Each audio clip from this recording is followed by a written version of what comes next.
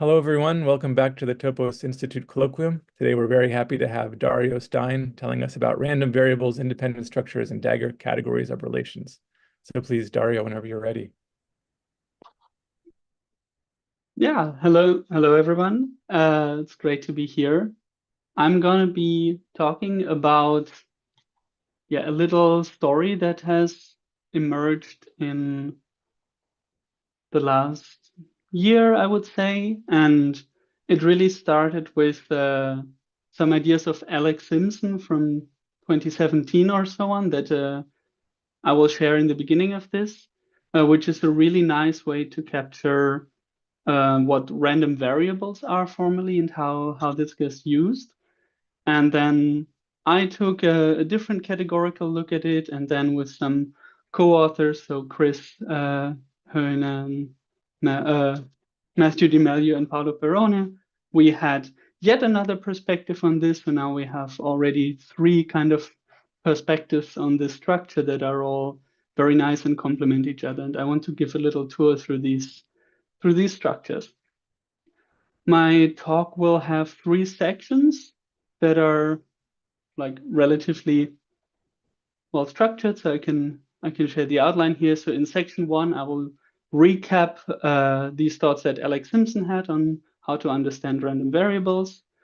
Then in section two, I will generalize this approach from Borel probability, which was what he was looking at, to Markov categories, which are this recent formalism for describing all sorts of non-deterministic computations. So probability will be in there, both like finite discrete, but also measure theoretic, but also some wild stuff like non-determinism or fresh name generation, or isometries will come up, some stuff from Hilbert spaces that all fits this generalized model of probability.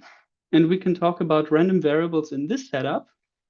So mainly we'll take a Markov category and then define two auxiliary categories from it, a notion of probability space and a notion of sample space, and see what those are. And we'll see very interesting examples and then study random variables over this. And then in section three, we have this sort of deep dive on why the construction works and what the relationship is between those three categories, or the Markov category, the probability spaces P, and what I call sample spaces S. And this is actually, so before it's a probability story, but at this point in section three, it actually becomes a categorical logic story. There's a very nice logical kind of relationship between these two categories that if you know how regular categories and allegories are related, I will be generalizing that story. So yeah, three sections, and then after each section, I'll give you a quick break to ask questions if you want, because that's always a nice stopping point. And also if you have kind of intermediate questions to understand something, then please ask them. So yeah, let's start. So what are random variables? Random variables is a kind of strange formalism. Like they are very nice. Sometimes they're deceptively easy to use, but sometimes it's also really unclear what they really mean formally. So let's take a statement the way it would be written down with the usual probabilistic notation. So x and y are some independent, standard normally distributed random variables. Then we can ask a question like, what's the probability that x is greater or equal y? And that will have answer 1/2. I don't care about why that statement is true. I care about what that statement even means. So if we write down x and y are random variables, what we mean is they exist somehow in the formalism, this object omega, which is called a sample space. So that's a set and a sigma algebra on it and a probability measure on it, right? And then x and y are measurable functions into the reals on this omega, but somehow we never encounter the omega again if we work in the formalism. It's just there in the background. It's to give this common domain of all our variables. And then we must specify all the assumptions that we have. So x and y being normal variables means if we take the push forward distribution, so the law of these random variables, then they are Gaussian. Okay, you can write down a formula for that. And then we need to say they are independent, which now speaks about the joint distribution that these variables have. And there, so we get a statement about these. I don't know, can you see my mouse on the screen? Probably not, I will not. I can point with the Yes. mouse. Great. So statements of this form, which now use both of these functions, we can use them to talk about independence, right? And this is the usual definition of independence. And then once all these definitions are made, we can prove that the formula is true. But yeah, I want to understand how this formalism even comes about. So what's nice about random variables? Well, they can be manipulated like values, which is really nice. They are not measures. They are also not channels or some sort of complicated object. Once we have one, we can manipulate it like a value. And all the measures that are there in the formalism get constructed implicitly by how we manipulate these random variables and then push them forward. So for example, if I write down x plus y, it's clear which random variable that is, and then I can compute which distribution it has, which in this case will be Gaussian again. But this is a derived concept, right? I just use these random variables. They also really have a close connection to functional analysis. So if you form spaces of random variables, you will get these LP spaces that are defined on the sample space omega. And functional analysis has a lot to say about these spaces, which are then exactly statements about random variables satisfying something. Yeah, we can also it's easy to talk about the statement of equality almost surely of random variables, because this is just asking if they are equal, and then that may have probability 1, right? And we have this inbuilt notion of equality.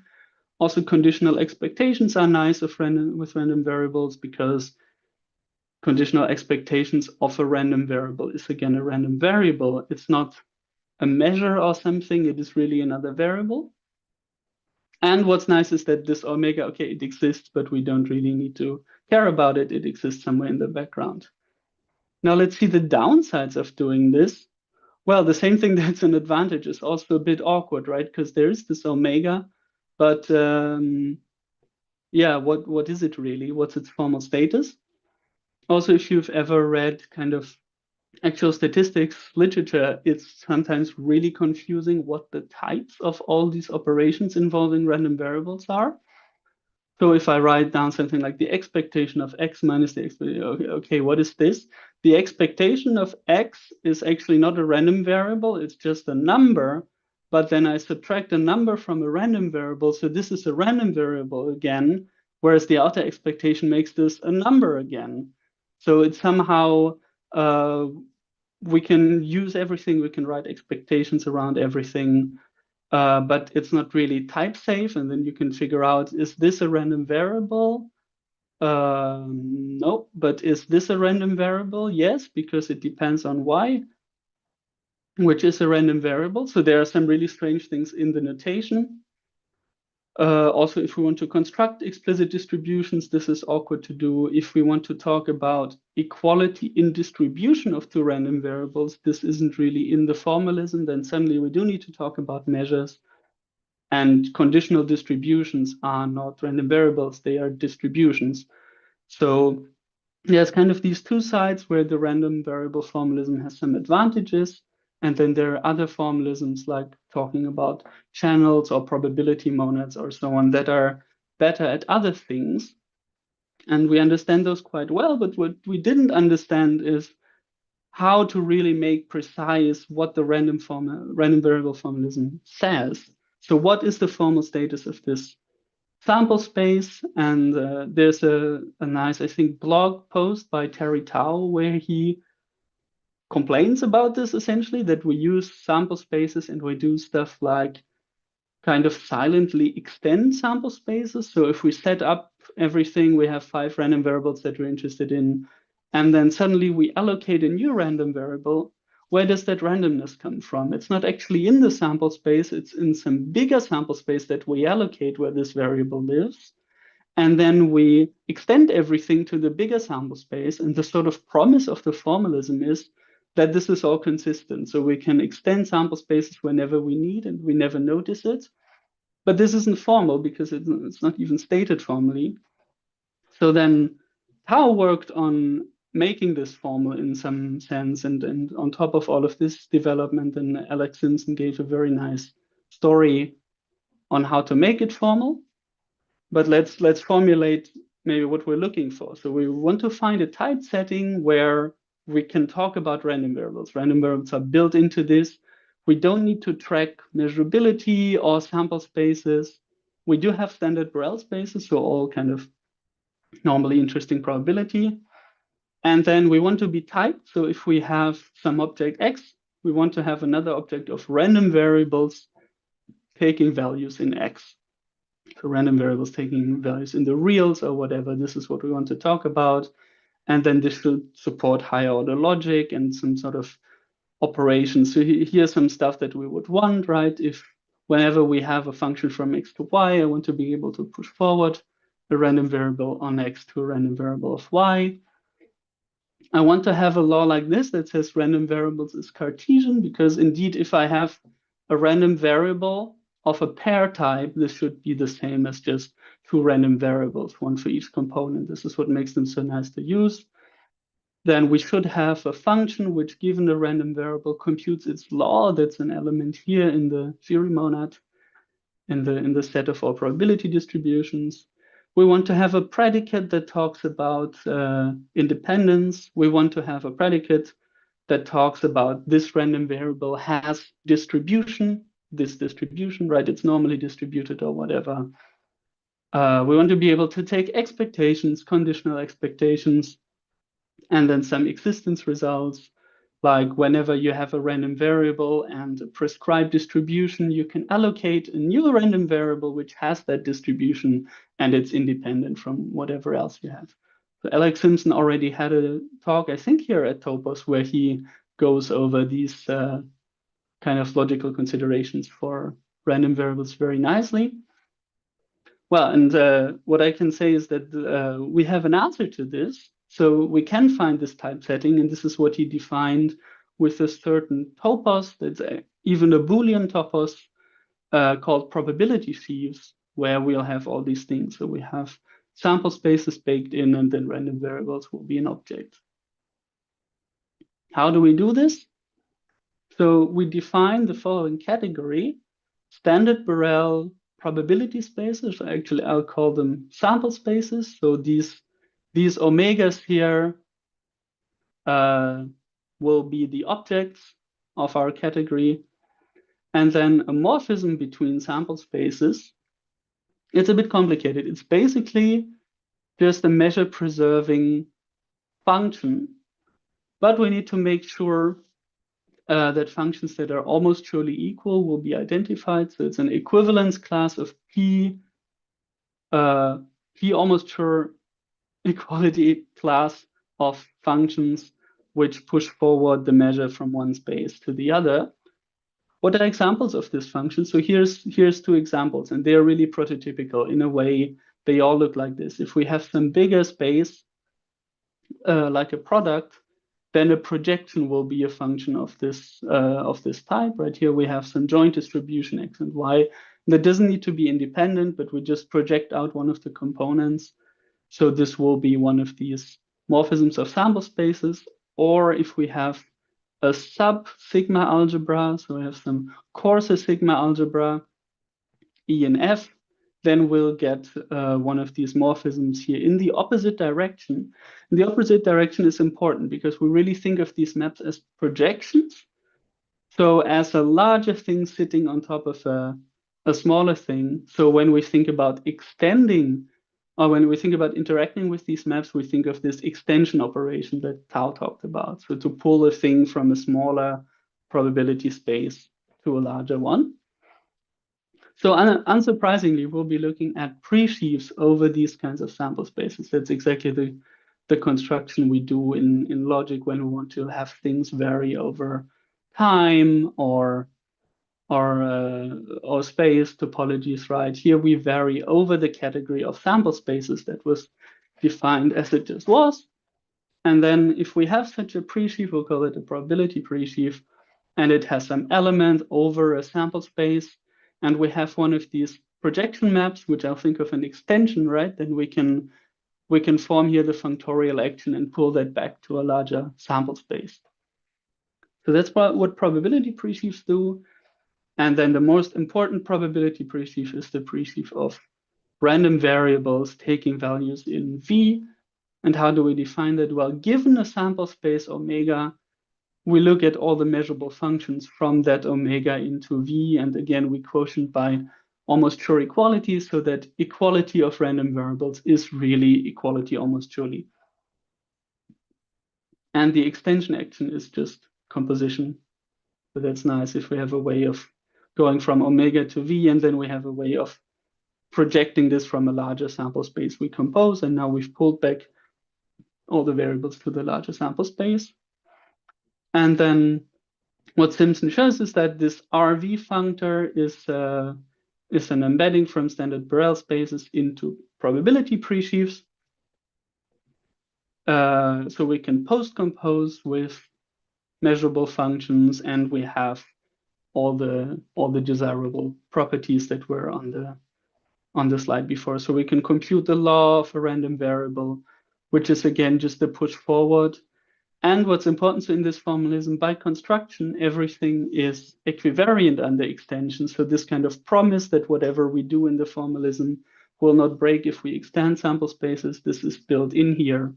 So we need to check that all these operations are equivariant, but they are. So yeah, probability pre-sheaf is a very nice setting to define where random variables live. And now what's interesting is that more is true. So these pre-sheaves are actually sheaves for a very specific topology on the category of sample spaces, and that's the atomic topology. And we can write out what that means kind of by definition. So atomic topology means every morphism is a cover. So then we check separation and gluing, and separation says, okay, if two random variables are equal after extending to a larger sample space, they must have already been equal. Okay, that makes sense. And then the gluing condition is a bit more complicated. So here we ask if we have a section over some sample space omega prime, when does it descend to some omega? So what's the kind of inverse to this projection? And the answer is given by pi invariance. So that means whenever we have any two maps which compose to the same thing before pi, right? Whenever we have two maps, then this x prime pulls back to the same thing. So that means x prime kind of doesn't care about what's going on in omega prime, except for what it can see by pushing down to omega. Then and only then can we write x prime as x times pi. So that's just the pedestrian kind of definition of checking that something is an atomic sheaf. But so Alex has this whole paper where he kind of drills deeper into the meaning of these atomic sheaf properties. And it turns out that this property is related to independence of random variables, which is really like one of the core concepts that you want to talk about with random variables. There's independence and conditional independence, and that is intimately related with the sheaf property. So if we have a commuting square in this category of sample spaces, then we can say that the square is independent, which you should think of as conditionally independent. We just give this label to the square, right? Independent. If f1 and f2, seen as maps, seen as random variables, are conditionally independent given the diagonal map here, right? G1, F1, which is the same as going the other way. Okay, so we give this name to these squares that display this sort of conditional independence. And then Alex showed that the following two things are equivalent. A probability pre-sheaf is a sheaf for the atomic topology. Oh, this should be SPP. That's the same thing as saying that F respects independent squares. It maps independent squares in the category of sample spaces to pullbacks. So this suggests that we should kind of, if we drill down into what makes this construction work, independence will play a very prominent role. And this is exactly the kind of story that I will elaborate now. So yeah, to summarize, random variable formalism lives in atomic sheaves over sample spaces. We want to see why this works. So this part of the diagram was done by Alex, and now I want to generalize the specific Borel probability to all sorts of other more exotic probability theories, and then complete the square. Does anybody have any questions? Yeah, I just lost track of the difference between SBS and SBP, just to track your notation. Was that just about being a probability space or not? So SBS is the category of standard Borel spaces. They don't come with a probability measure on it, then they just have measurable functions. And this SBP, they are probability spaces or sample spaces. So they come with a measure, and the maps are restricted to preserve the measure. Right. Great, thank you. And it's quotiented by almost, so yeah. This SBP category is much more rigid. Thanks.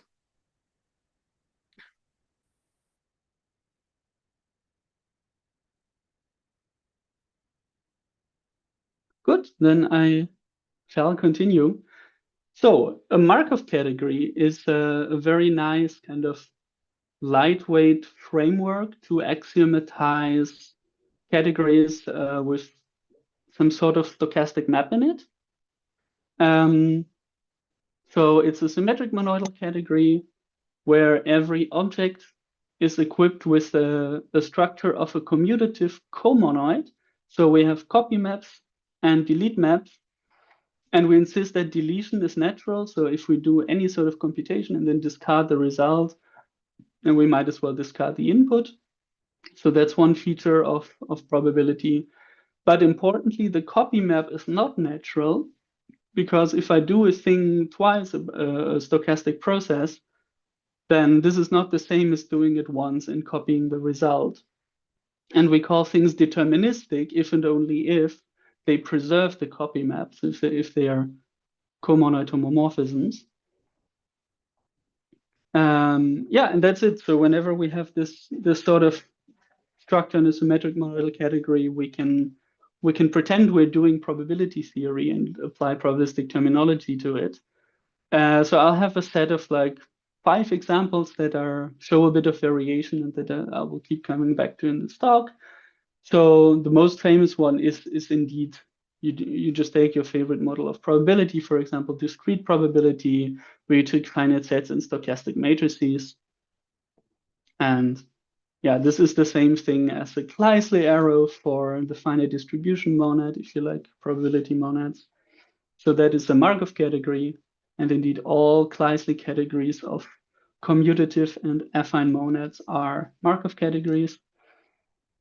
But we can do the same thing for measure theoretic probability. So then we recover section 1 in a way. So we take the category Borel stock. This is standard Borel spaces and Markov kernels.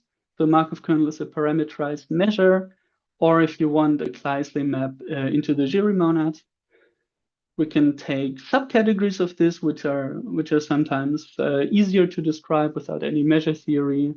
So I find Gaussian probability really cool. This is the study of just multivariate normal distributions. So all you need to describe those is a mean and a covariance. And then you can come up with the notion of map here, which looks like this informally.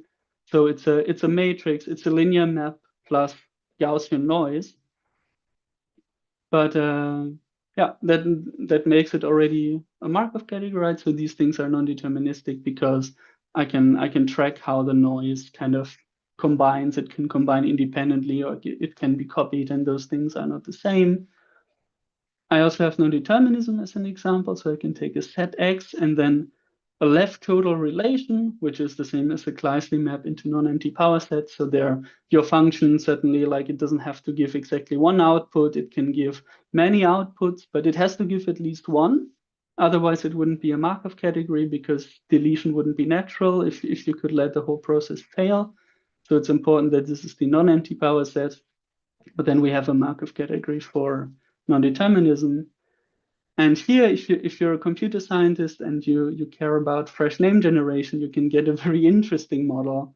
If not, don't worry about it, but you can take strong nominal sets and you can take functions which are allowed to generate fresh names. So there are these things, computer science, like variable names or, I don't know, memory locations, where it doesn't really matter what the thing is. It just matters if it's equal to other things. So if we have such a name A, then for example, we can, like, this is the identity function. It just takes a name and returns the name. But we can also write a function down like this, g of A, which returns, and this means it returns always a fresh name. So it returns kind of any name B, as long as it's not equal to A. And this bracket here means that the B is bound. So we could rename B to like C. So BB would be the same as CC or DD, but it's not equal to A. That's the only thing we want to make sure. And yeah, so there's this topos actually of nominal sets where these name generating functions live, and we can make sure they are equivariant. And there's a monad which gives you these binders, and then name generating functions are also a Markov category. And now what's powerful about Markov categories is that you can take lots of probabilistic concepts that are usually measure theoretic or somehow difficult, and they become very simple because they can be stated in the language of Markov categories. So for example, as I've said, we can make this definition, right? We can say a map F is deterministic if F followed by copy is the same as running F twice. And it turns out that in all these examples that I've given, this definition recovers exactly what you think deterministic means. So it is a function which is not random. You do this for Gaussians, you see the covariance is 0. You do this for relations, you see it's exactly one output. It's very elegant. You have this abstract definition and it kind of does the right thing in all your examples. Similarly, we can talk about almost sure equality, and this one is really nice because you think it's measure 0 something. No, it's this diagrammatic property which recovers the right thing in all cases. So we say two maps F and G are almost surely equal with respect to some P, so some state P, which would be like a measure if you form these graph-like states and they're equal. Very nice. This is a diagrammatic property that shows up a lot, and now you have this kind of probabilistic interpretation for it in mind. And then in some Markov categories, you can reverse morphisms in a certain sense. It is called Bayesian inversion or conditioning. And yeah, this is a very powerful property, but we have this for standard probability. We have it in all examples that I've showed. So that means whenever you have a joint distribution, you do some P and then some F. You can invert the data flow and first do FP, right? Return this result, and then kind of uncompute and return a conditional distribution here that depends on your second output. So this property is called Bayesian inversion, or I will say the Markov category has conditionals. Not all of them need to have conditionals, but we will always assume that they do, because the theory, I mean, if we talk about conditional independence, we better have conditionals. But that's all we need from the setup. A Markov category is conditionals. And now we can define probability spaces synthetically in a very elegant way. So we say a probability space is now just a pair of an object of the Markov category and one of these states on it.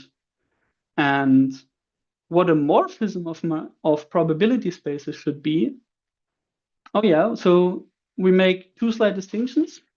We can make category P of C, or we can make a subcategory of that S of C. And I'll call these S of C sample spaces and the P of C probability spaces. But they have the same objects. And a morphism in P of C is this. It's an equivalence class of morphisms X to Y, which preserve the measure up to P almost to equality, which is this definition. And in S of C, we do the same thing. So it's also an equivalence class of maps which preserve the measure. But we say as an additional restriction here, this F should be deterministic. So it's not now a probabilistic function, but it's a deterministic function.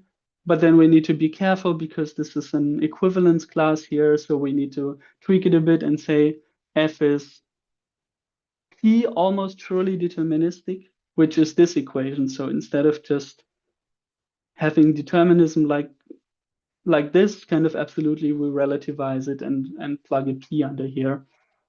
But yeah, it's just this equation.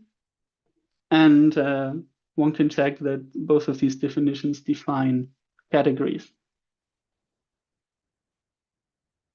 And yeah, maybe it's already clear. So if we instantiate C to be Borel stock, then this exactly recovers the definition from Alex, this SBP that we were taking in section 1. And this is what it's meant to model. But we can make this definition for any Markov category. So let's see what we get. So for Borel stock, the story doesn't simplify. It's just this category SBP that we had before, and we need to work with it. But for the other examples that are a bit more finite or discrete, we can actually get really nice descriptions of what this S of C is. So this little definition helps. We can say a distribution P is faithful if P almost sure equality is just the same as straight up equality. So not every distribution is faithful. Faithful means it's its support is everywhere, right? And if we have this, then we can ignore talking about these P almost sure equivalence classes, and our life becomes much simpler. So if there's enough of these faithful distributions, then we can get nicer descriptions, and it will turn out. So in Borel stock, this is not true. In Borel stock, lots of these things are, so they're probability spaces which are not isomorphic to any faithful one.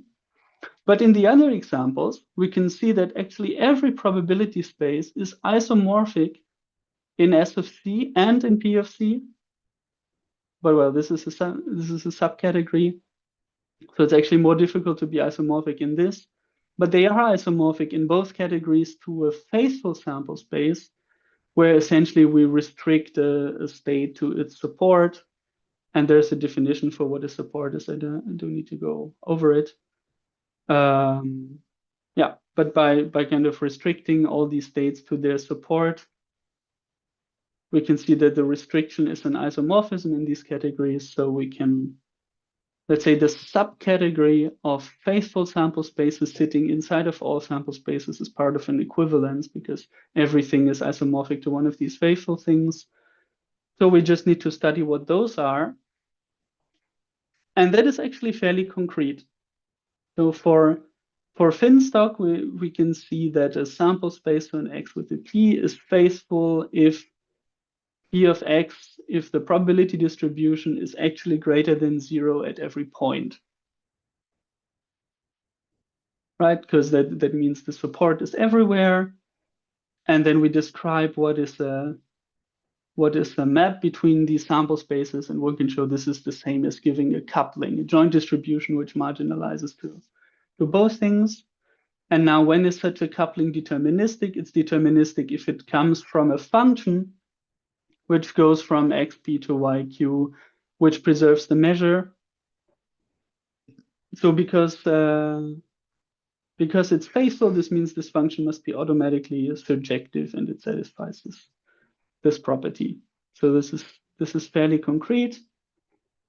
It gets even better if we do this for set multi, so non-deterministic computation.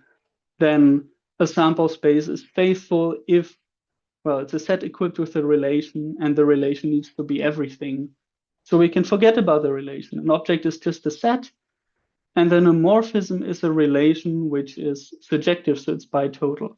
Projection on X and projection on Y are both the whole set. And now which of these which of these relations are deterministic? Well, it's the functional ones. So the category of sample spaces that we get from set multi is just the category of surjections. That's very nice. For Gaussian probability, it's pretty involved, and we were surprised to find that it has a very simple description. So to give a probability space over Gauss, we just need to pick an Rn, and then a morphism is the same thing as a contractive matrix. That is not obvious, but we proved it. And slightly more obvious is that the category of sample spaces between, so that we get from Gauss, it also just has objects Rn, and the morphisms are matrices which are co-isometries, so which satisfy the condition A transpose is the identity. So somehow by considering Gaussian probability and studying sample spaces, we are now talking about categories of contractions and co-isometries, which are very, very geometric things. And if you're interested in name generation, it turns out that sample spaces over this strong name, this name generation category, are equivalent to finite sets and injections opposite. And if you're familiar with name generation, this category is everywhere in the theory. So I was not surprised to find it here, but it's nice how it just falls out from this abstract definition. And the point here is that the faithful sample spaces are all isomorphic to, like, this is the special nominal set, which is an orbit, and we can classify what maps between these orbits are, and they are injections in the opposite way. Good. So now we've defined the setting for an abstract Markov category. Now we want to rebuild the whole theory of probability sheaves in that setting. So we need to understand this independent stuff. And we make the same definition. So we can say in SFC, a square like this of maps, we just call it independent if F1 and F2 are conditionally independent on the diagonal. And this is the definition that, again, has been made for any Markov category, because what it means is that this joint state here of F1, F2, and H has a certain factorization in terms of Bayesian inverses. So this is an old definition for Markov categories, which again specializes to the usual notion of conditional independence if you do this in probability, but you can write this down for any Markov categories conditionals. And and use this to call some squares independent. But now the big question is, why does this all make sense? Does this give us the same kind of well-behaved theory of probability sheaves that Alex wanted? So in his paper, he postulated a bunch of axioms on this notion of independence, which he calls IP1 to IP5. And one can go ahead and just verify this for an arbitrary Markov category. And I've done that, and it's very tedious, but it works out. What I'll show here is a much more elegant route of understanding why the independent structure works and satisfies all of these properties. And that's essentially a logical route, which is very nice. And I wasn't expecting that, because so far everything was probability. But no, what we have are two categories, right? These sample spaces S of C and these probability spaces P of C. And we want to understand what their relationship is. And yeah, this will be the third part of the talk. So here's some nice observations to get started with these relationships. So P of C and S of C are not Markov categories, right? They are too rigid for that, but at least they are semi-Cartesian monoidal, so we can tensor probability spaces together.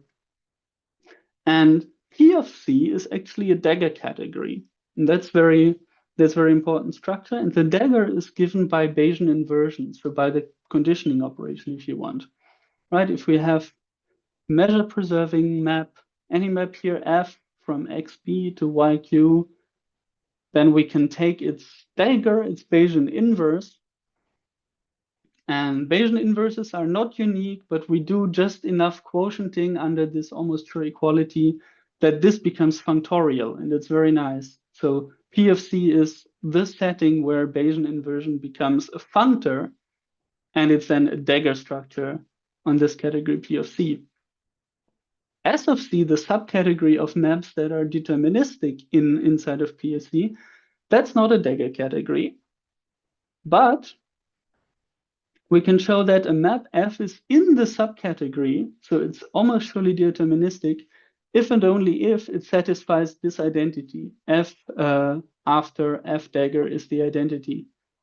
How do we think of this? If something is deterministic, then F dagger goes to kind of all possible pre-images if you want, right? And then F projects it down again. So if this is deterministic, this should be the identity.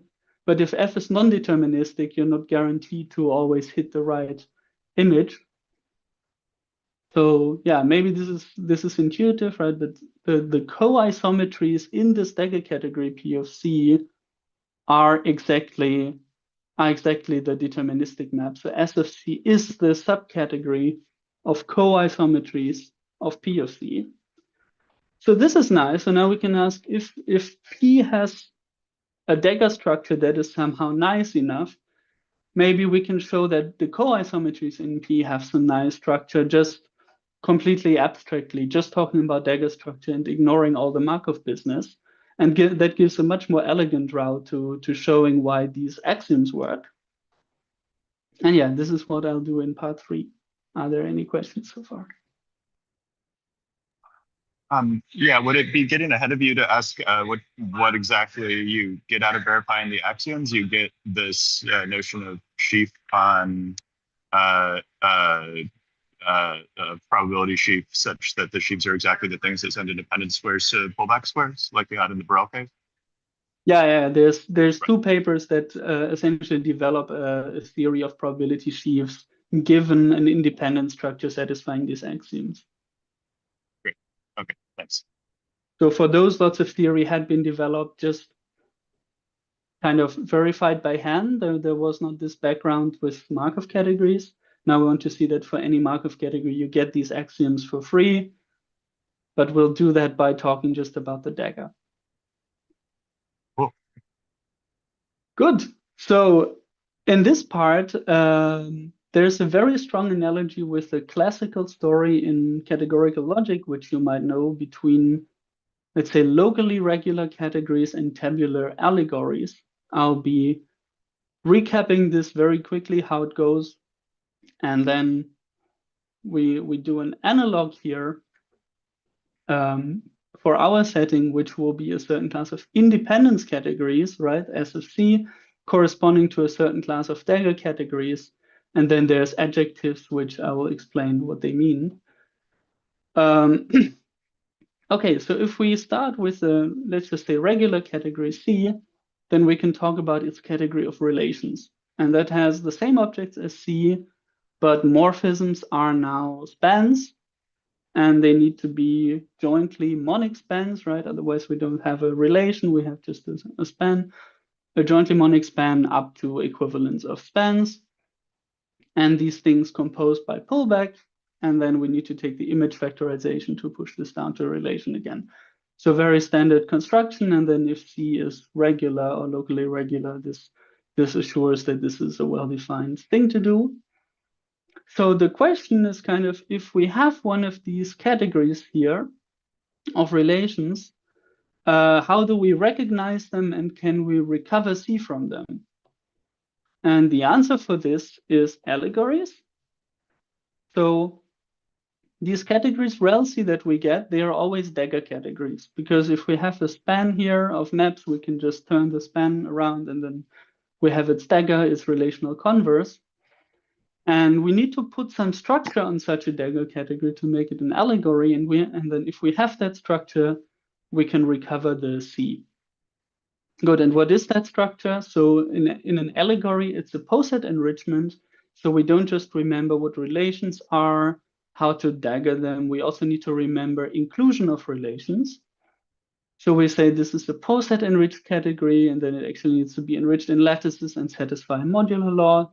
This is not so important. Okay, but if we have the order and the dagger, then we can define for such a category of relations what it means to be a map.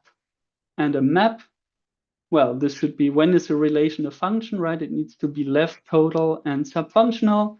And we can express those statements precisely in the language of allegories. So we have enough structure to make these definitions. So a map is a thing satisfying these properties. And then we can say a tabulation of a relation R, of a morphism here R, is the span of maps. So meaning, right, relations satisfying these properties is a span of maps such that GF dagger equals R. So this means R is presented in a way by a span of maps, or in this language it would say it's tabulated by it. But of course, there's many pairs of maps that present any certain relation. So we need to kind of cut this down to the ones that are jointly monic. And the way to express jointly monic in the language of allegories is by this definition, but that's not very important. We just say that some tabulations are tabulators, which are kind of distinguished ways of tabulating R, such that we recover them uniquely, and this turns out to be this definition. And then we say a tabular allegory is one where every morphism has a tabulator, and then everything assembles really nicely into this two equivalence, where we have here the two category of all tabular allegories, and we take its category of maps, and we will get a locally regular category. And conversely, if we have a locally regular category, we can take the relation construction, we'll get a tabular allegory, and those two things determine each other. Now we'll try to do the same thing in our setting of sample spaces. And sample spaces are not locally regular. They don't have pullbacks. They don't have lots of the structure that we want. So there's something strange going on, but a lot of the intuitions carry over. So this idea of spans of things presenting joint distributions, this is exactly on the money. But yeah, so we would like to have our category P of C, right, and our category S of C, and see how they are related, how they determine each other. And P of C is also not an allegory. It's not poset enriched in any way, right? If I have two couplings, when is one less than the other, there's not an obvious way. But what we do have is the dagger structure, and we do know that we want to get as S of C the co-isometries. So what was maps in the allegory story here should just be co-isometries, which requires less structure, right? This is just the dagger structure, whereas before we needed the poset enrichment. But then we need to come up with the concept of dilation, which kind of corresponds to tabulation. We need to come up with dilators, which are special dilations, which are unique. And then on the other hand, so where we had pullbacks in our story, we will have independent pullbacks. So that's going to be interesting. And then yeah, in the end we get a theorem that says that gives the two equivalence here between dagger categories which have these dilators and categories with an independent structure having lots of adjectives. I'll get to it when we get there. So dilators are relatively easy to explain. We just need to have a Dagger category. We make the usual definitions, right? A morphism is an isometry if it satisfies this, co-isometry if it satisfies that condition. Then a dilation is just a span of co-isometries which presents R in the same way, right? GF dagger. So if we have a thing here, we have two co-isometries in this diagram that spans it. And a dilator is terminal among all dilations. So if we have any other dilation, there exists a unique co-isometry which factors through here. And then in analogy with tabular allegories, we say a Dagger category is dilar. Don't know if that's a good name. But if any morphism has a dilation. So Dario, And what just we let you know you're running into your question time now. Okay. Yeah, so what we can show is that any Markov category, if we start with any Markov category with conditionals, then probability spaces is the dilar Dagger category. And we can just write down what the dilator is. It's this diagram. And then starting from this, yeah, so we can say that for any Dagger category, the co-isometries carry an independent structure just with this definition. So a square here, FG is independent if we go across this diagonal, right? The two ways of composing the daggers are equal. And that's interesting. So for Hilbert spaces, if you write down what that means, that's some sort of relative orthogonality condition. In these S of C categories, this is exactly conditional independence. And then, yeah, we can show that if we start with the dilar Dagger category, then the independent structure satisfies Simpson's axioms. And maybe I should just show the axioms. So yeah, if we put any predicate on commuting squares, which we call independent, then we want these four properties here, right? So any square of this form is independent. We can glue two independent squares together. If we flip an independent square, it stays independent. And then 4 is interesting. So 4 is actually the only axiom that is not self-dual. So there's a difference between independence and co-independence. So you can see that this is exactly true for co-isometries, whereas if you flip the diagram around, it's the property of isometries. And yeah, so then we can define what it means to be an independent pullback relative to an independent structure. And this is, again, a commuting square, which is independent, and it has the pullback property, but not with respect to all squares, just with independent ones. And then the kind of final definition is this here. So the analogy of a regular category for independent structures is what we call an epiregular independence category. And the properties are similar to a regular one. So we need to ask that every morphism is a strong epimorphism. And that's slightly strange, but this is true for S of C, because every map of probability spaces is like a projection. And then the rest is very standard. We say every span has a factorization like this, and every span completes to an independent pullback.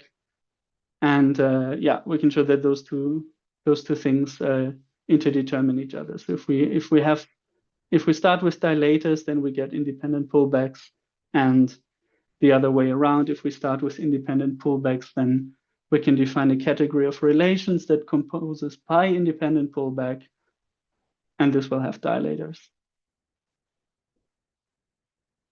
Examples. Let's stop there. We have this equivalence, and then for various Markov categories, we recover S of C and P of C, which are lots of very interesting categories, and we learn a lot about their relationships. And then for all these sides here, we have a formalism of probability sheaves that we can, yeah, find out what's more to say about them. Thanks. Great, thank you, Dario. So we have a few minutes for questions. We've had a couple already, but if there are questions, you can raise your hand with the react button or just unmute and ask. There's one. Okay. Ohad, would you like to ask your question? Hey, thanks for the talk.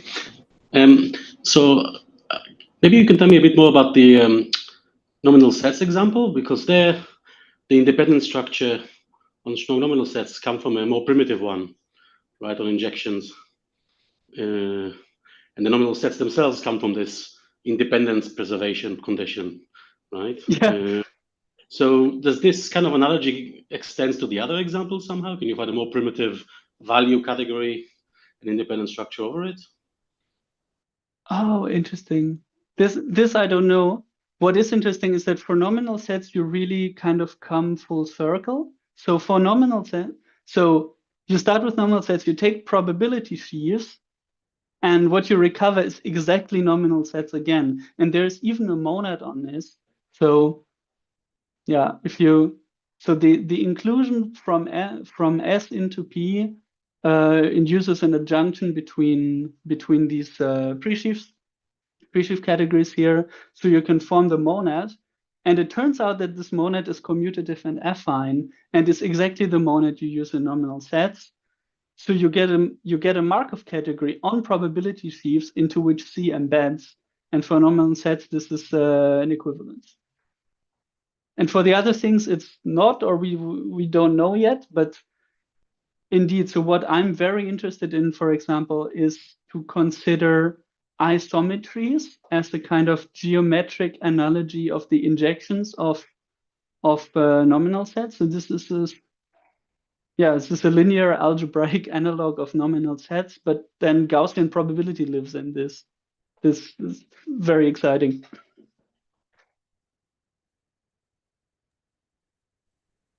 Great. Thank you, Ohad. And thanks, Dario. Any other questions?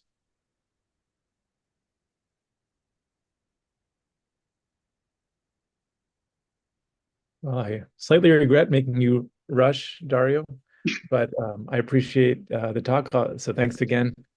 And we'll stop here. Sometimes people stay a little longer, as I said, and want to